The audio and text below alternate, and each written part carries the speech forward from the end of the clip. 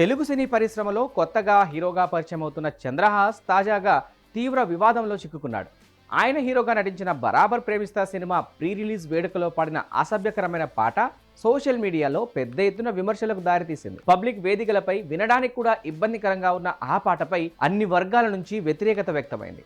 ఈ ఘటన తర్వాత చంద్రహాస్ క్షమాపణలు చెబుతారని చాలా మంది భావించారు. కానీ అందుకు భిన్నంగా పాటపై ప్రశ్నించిన అశోక్ అనే వ్యక్తిపై ఆయన తీవ్ర పదజాలంతో వీడియో విడుదల చేయడం మరింత వివాదాన్ని రేపింది.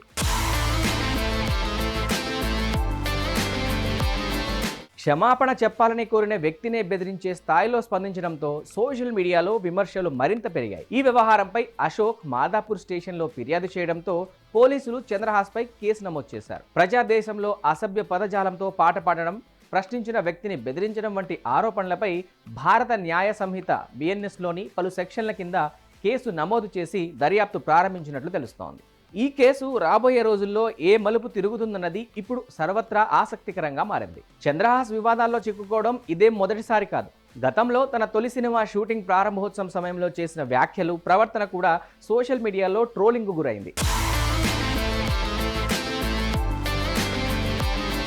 అప్పట్లోనే తానే తనకు యాటిట్యూడ్ స్టార్ అనే ముద్ర వేసుకోవడం చర్చకు దారితీసింది. ఇప్పుడు ఈ తాజా ఘటనతో ఆయన ప్రవర్తనపై మరింత ప్రశ్నలు తలెత్తుతున్నాయి. సోషల్ మీడియాలో నెటిజన్లు అయితే తీవ్రంగా స్పందిస్తున్నారు. అటెన్షన్ కోసం హద్దులు దాటుతున్నాడు, ఇలా వదిలేస్తే ఇంకేం చేస్తాడో అంటూ కామెంట్ల వర్షం కురిపిస్తున్నారు. కొందరైతే సినీ నేపథ్యం ఉన్న పెద్ద స్టార్ హీరోల వారసులు కూడా ఇలాంటి ప్రవర్తనకు దూరంగా ఉంటారని, కానీ కొత్తగా వచ్చిన నటుడిలో ఈ స్థాయి అహంకారం ఎలా వచ్చిందని ప్రశ్నిస్తున్నారు. ఈ మొత్తం వ్యవహారం యంగ్స్టర్స్ పబ్లిక్ వేదికలపై ఎలా ప్రవర్తించాలన్న చర్చను మరోసారి తెరపైకి తెచ్చింది. ఇక పోలీసులైతే ఈ కేసులో ఎలాంటి చర్యలు తీసుకుంటారన్నది, చంద్రహాస్ ఎలా స్పందిస్తారన్నది రాబోయే రోజుల్లో స్పష్టమవుతుంది.